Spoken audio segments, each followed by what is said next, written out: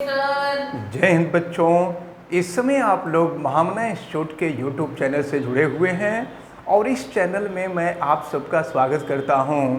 आज हम लोग क्लास 11th केमिस्ट्री हिंदी माध्यम एनसीईआरटी बुक के अध्याय 2 और अध्याय 2 है परमाणु की संरचना, स्ट्रक्चर ऑफ एटम। इसके अंतर्गत आज हम लोग क्वांटम संख्याओं के बारे में पढ़ेंगे।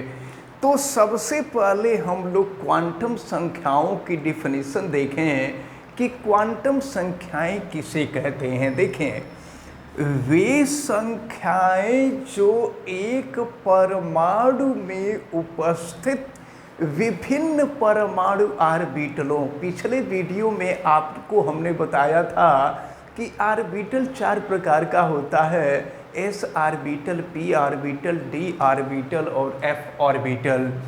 तो वे संख्याएं जो एक परमाणु में उपस्थित विभिन्न ऑर्बिटलों तथा इलेक्ट्रॉन, और आपको पता है कि एक ऑर्बिटल में अधिक से अधिक विपरीत चक्रण के 2 इलेक्ट्रॉन हो सकते हैं, तो इस इलेक्ट्रॉन को वर्णित करती हैं तथा उनमें विभेद यानी उनमें डिफरेंस बताती हैं। इन संख्याओं को ही क्वांटम संख्याएं कहते हैं। क्वांटम संख्याएं 4 प्रकार की होती हैं। इन 4 प्रकार में सबसे पहली जो संख्या होती है ये होती है मुख्य क्वांटम संख्या। मुख्य क्वांटम संख्या जिसको हम प्रिंसिपल क्वांटम नंबर कहते हैं, ये है प्रिंसिपल क्वांटम नंबर। अब इसके बाद दूसरा जो होता है उसको हम कहते हैं द्विगंशी क्वांटम संख्या। द्विगंशी क्वांटम संख्या कहते हैं इस दूसरे क्वांटम संख्या को, और इसकी इंग्लिश जो होती है वो होती है azimuthal quantum number. Azimuthal quantum number.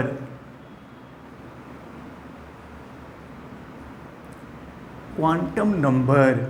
और इसके बाद तीसरा जो आता है वो होता है चुंबकीय क्वांटम संख्या। चुंबकीय क्वांटम संख्या।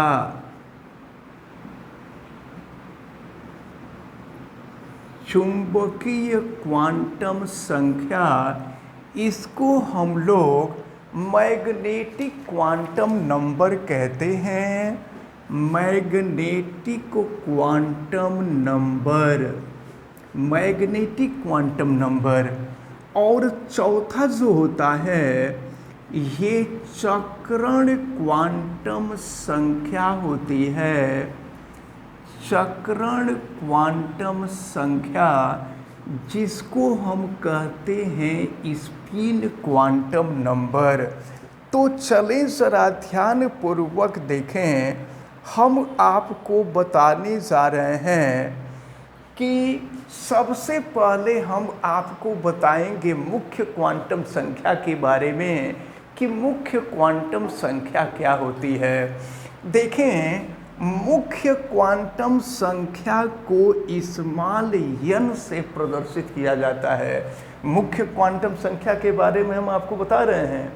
मुख्य क्वांटम संख्या को स्मॉल n से प्रदर्शित किया जाता है।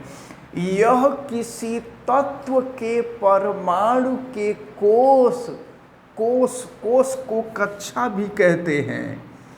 कोश को कक्षा भी कहते हैं, ऊर्जा स्तर भी कहते हैं। तो मुख्य क्वांटम संख्या किसी तत्व के परमाणु के कोश को प्रदर्शित करती है, और इसका मान n का जो मान है वह 1 से लेकर के n तक होता है, या कह सकते हैं चलिए 1 से लेकर के n तक होता है। तो 1 से लेकर n तक का मतलब आप जहाँ तक चाहें वहाँ तक होता है। तो ये मुख्य क्वांटम संख्या रही।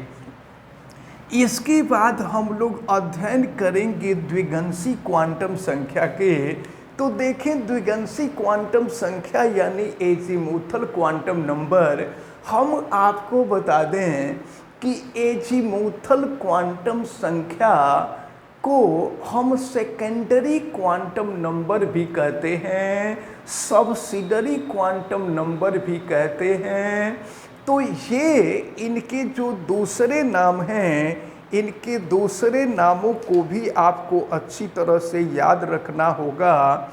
इसको जो है सहायक क्वांटम संख्या भी कहा जाता है और कोणीय संवेग क्वांटम संख्या भी कहा जाता है। इसके ढेर सारे नाम हैं और इन सभी नामों को आपको अच्छी तरह से याद में रखना होगा। तो हम आपको द्विगंशी क्वांटम संख्या के बारे में बताने जा रहे हैं। द्विगंशी क्वांटम संख्या को स्मॉल l से प्रदर्शित किया जाता है और द्विगंशी क्वांटम संख्या किसी तत्व के परमाणु के उपकोष को प्रदर्शित करता है। उपकोष जिसको ऊर्जा स्तर कहते हैं, कोष के अंदर उपकोष होता है। आधुनिक परमाणु मॉडल में हम आपको कोष और उपकोष के बारे में बता चुके हैं। तो द्विगंशी क्वांटम संख्या को स्मॉल l से प्रदर्शित करते हैं और यह किसी तत्व के परमाणु के उपकोष को प्रदर्शित करता है और इसका मान 0 से लेकर के n-1 तक होता है। यानी सपोज कीजिए अगर n = 4 हो तो l का जो मान होगा 4-1 यानी 3 हो जाएगा। तो l का मान 0 से लेकर के 3 तक हो जाएगा। n-1 यानी 4-1 तो ये 3 हो जाएगा। तो l की वैल्यू 0, 1, 2 और ये 3 हो जाएगी। इसको आप अच्छी तरह से याद रखे रहेंगे। तो ये द्विगंशी क्वांटम संख्या थी।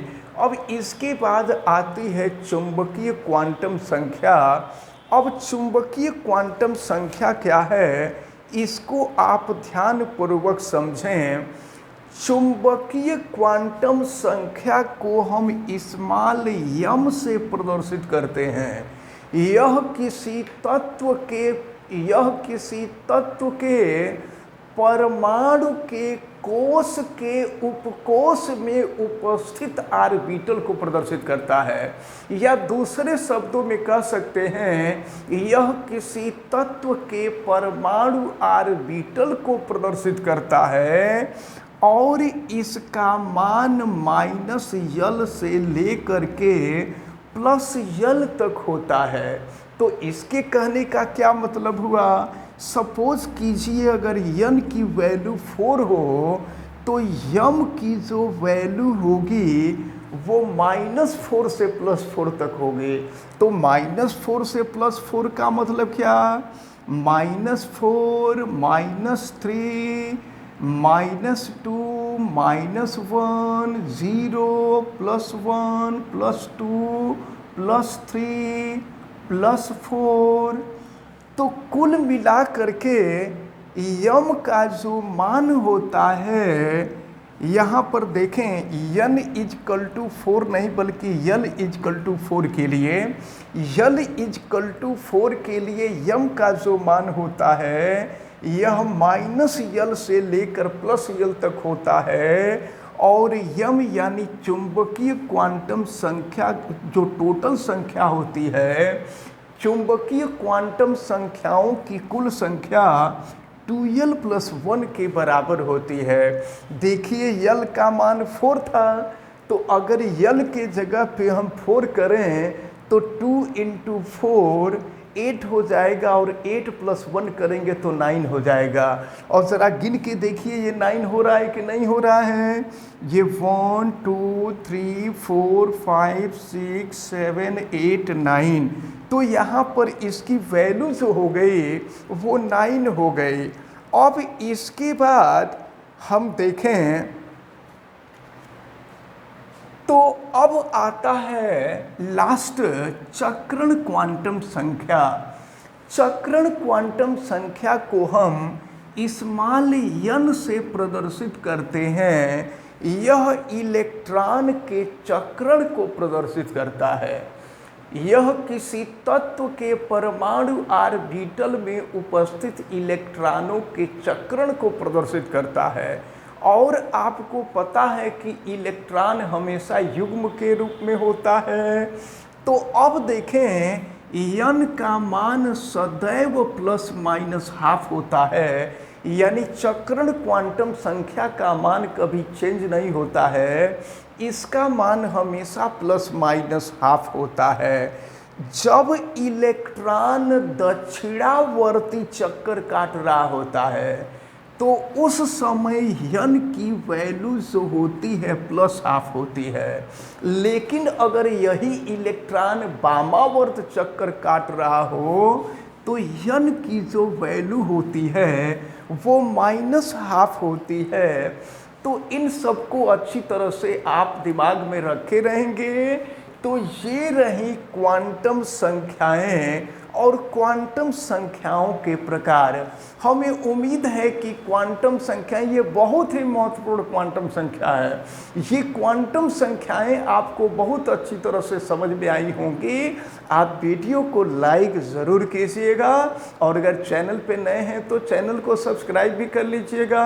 चैनल सब्सक्राइब करने के लिए यूट्यूब पे महामना इंस्टीट्यूट को सर्च कीजिएगा और रेड कलर के सब्सक्राइब वाले बटन को क्लिक कर दीजिएगा। चैनल सब्सक्राइब हो जाएगा। वीडियो को मैक्सिमम स्टूडेंट तक शेयर कीजिएगा ताकि मैक्सिमम स्टूडेंट इस इम्पॉर्टेंट टर्म को समझ सकें। आप किसी प्रकार की दिक्कत आपको समझ में आए तो आप हमें कमेंट करके ज़रूर बताइएगा और बेल आइकन को भी प्रेस कीजिएगा ताकि प्रतिदिन पढ़ने वाले वीडियो की सूचना आपको मिलती रहे। आप सभी लोगों का बहुत बहुत धन्यवाद। जय हिंद।